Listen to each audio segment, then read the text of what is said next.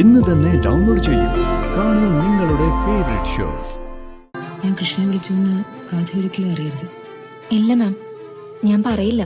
പറഞ്ഞാലുള്ള അവസ്ഥ എന്തായിരിക്കും എനിക്കറിയാലോ. ഇത്രയും ദിവസം ഞാൻ മനഃപൂർവ്വം അവളെ വിളിക്കാതിരുന്നതാ.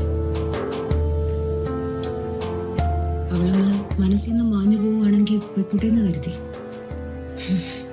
പക്ഷെ അത് എളുപ്പമല്ല.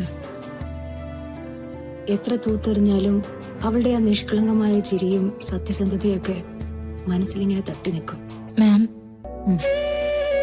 സത്യം പറഞ്ഞ എനിക്ക് വല്ലാത്ത കുറ്റബോധമുണ്ട്. ചില നേരത്ത് തോന്നും അവളെ ഒരുപാട് മനസ്സിലാക്കണമായിരുന്നു. അതുകൊണ്ടാണല്ലോ ഇങ്ങനെയൊക്കെ തോന്നുന്നത്. നേരത്തെ സുനന്ദ കൂടി സംസാരിക്കുന്ന കേട്ടപ്പോ സുനന്ദയോട് അങ്ങനൊന്നും പറയരുതെന്ന് ഞാൻ പറഞ്ഞിട്ടുണ്ട്. സുനന്ദയെ കുറ്റം പറയാൻ പറ്റില്ല സിനി. കൃഷ്ണയെ മനസ്സറിഞ്ഞ് സ്നേഹിച്ച ആർക്കും അവളെ വെറുക്കാനോ മറക്കാനോ പറ്റില്ല. നീ ഒന്ന് ആലോചിച്ച് നോക്ക്. അവളെ വെറുക്കാനോ ശത്രുവായിട്ട് കാണാനോ എനിക്ക് 100 കാര്യങ്ങളുണ്ട്. അവളുടെ അമ്മ, അവളുടെ ജന്മം, അങ്ങനെ എന്തു വേണമെങ്കിലും. പക്ഷേ ആ മുള്ളുവേലിയെല്ലാം ചവിട്ടിക്കടന്ന് എന്റെ മനസ്സിൽ അവൾ കയറിയിരുന്നു. എനിക്കവളെ ഇഷ്ടമാണെന്ന് എനിക്കറിയാം.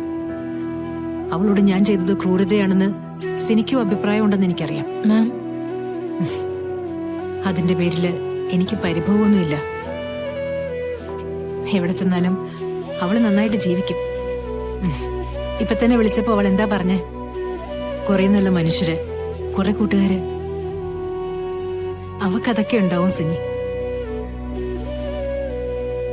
മനുഷ്യനെ മനസ്സിലാക്കാനും അടുത്ത് പെരുമാറാനും അവളെക്കാട്ടിലും നന്നായിട്ട് ആർക്കെങ്കിലും പറ്റുമെന്ന് എനിക്ക് തോന്നുന്നില്ല.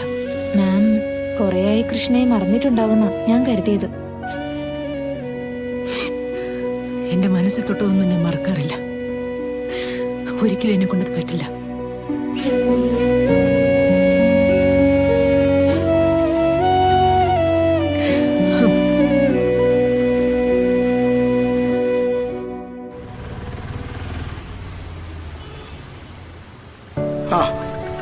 മോളങ്ങോട്ട് ഇറങ്ങിക്കേ. വാ മോള് കുട്ടി, അത് ഓഫ് ചെയ്തോ? അല്ല സാറേ, എനിക്ക് സ്കൂളിൽ നിന്ന് പിള്ളേരെ എടുക്കാനുണ്ട്. അതിന് സ്കൂളിൽ വിടാനുള്ള സമയമൊന്നും ആയില്ലല്ലോ മോള് കുട്ടി.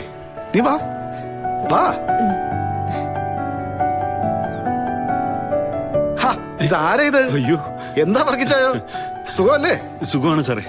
സാറ് വന്ന് വിവരം അറിഞ്ഞു. വന്ന് കാണാനിരിക്കുകയായിരുന്നു. അതിനെന്താ, ഞാനിപ്പോ ഇങ്ങോട്ട് പോകുന്നില്ലേ?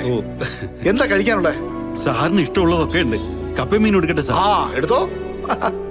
എന്നാ പിന്നെ അങ്ങോട്ട് ഇരിക്കണം സാറേ. വാ മോളെ, അതോടെ മോളെ വിട്ടിരിക്കേ.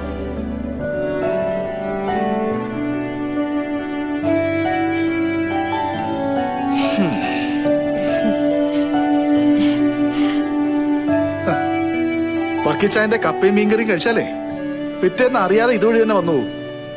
ഒരു കാലത്ത് ഞങ്ങൾ ഇവിടെ തന്നെ ആയിരുന്നു. ഇപ്പോഴത്തെ പിള്ളേർ ഈ ഷവർമയ്ക്കും ബർഗറിനും വേണ്ടി ക്യൂ നിൽക്കത്തില്ലേ, അതുപോലെ. മീൻകറി ഞാൻ ഇപ്പൊ എടുത്തോ. വർക്കിച്ചായ, ഈ പരിസരത്ത് വേറെ കടകളൊക്കെ വന്നപ്പോ വർക്കിച്ചായന് ക്ഷീണം വല്ലതും ഉണ്ടോ? നമുക്കെന്ത് ക്ഷീണം സാറേ, നമുക്കുള്ളത് ദൈവം തരും. അങ്ങനെ പേടിയൊന്നുമില്ല. സാറ് കഴിക്കേ, എല്ലാരും കഴിക്കേ.